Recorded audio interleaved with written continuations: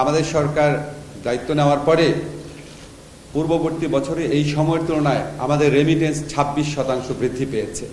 যত রেমিটেন্স যোদ্ধা আছেন পৃথিবীর 176টা দেশে বাংলাদেশের রেমিটেন্স যোদ্ধা আছেন, আপনাদের সবার প্রতি বর্তমান সরকারের পক্ষ থেকে, বাংলাদেশের মানুষের পক্ষ থেকে গভীর কৃতজ্ঞতা জানাচ্ছি। প্রবাসীরা সবচেয়ে বেশি পছন্দ করে ইসলামী ব্যাংকগুলোতে টাকা পাঠাতে, আর ফ্যাসিস্ট হাসিনা সরকার লুট করার জন্য বেছে নিয়েছিল ইসলামী ব্যাংকগুলোকে।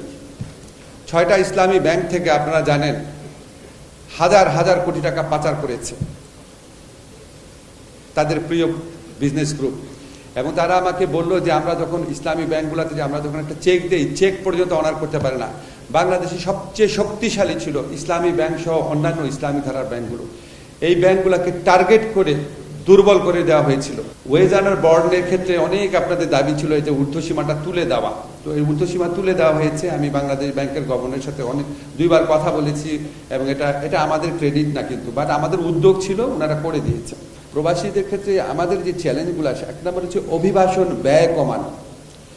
এখন অভিবাসন ব্যয় কমানোটা আমরা চেষ্টা করছি, আপনারা জানেন এটা কত টাফ। আমাদের এখানে যারা রিক্রুটিং এজেন্টরা আছেন তাদের মধ্যে ভালো আছেন, আবার অনেকে আছেন তাদের একমাত্র লক্ষ্য থাকে কত ভালো, মানে কত বেশি করে মানুষকে ঠকানো যায়, কিন্তু রিয়ালিটি।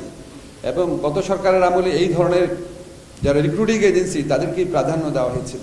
তাদের আবার সাব এজেন্ট থাকে, এবং যারা আপনার অনেক টাকা দিয়ে বিদেশে যায় তারা আমাদের কাছে মাঝে মাঝে বলতেও চান না যে অনেক টাকা দিয়ে বিদেশে যাচ্ছে, কারণ তারা ভাবছে তাহলে যদি যাওয়াটা বন্ধ হয়ে যায়।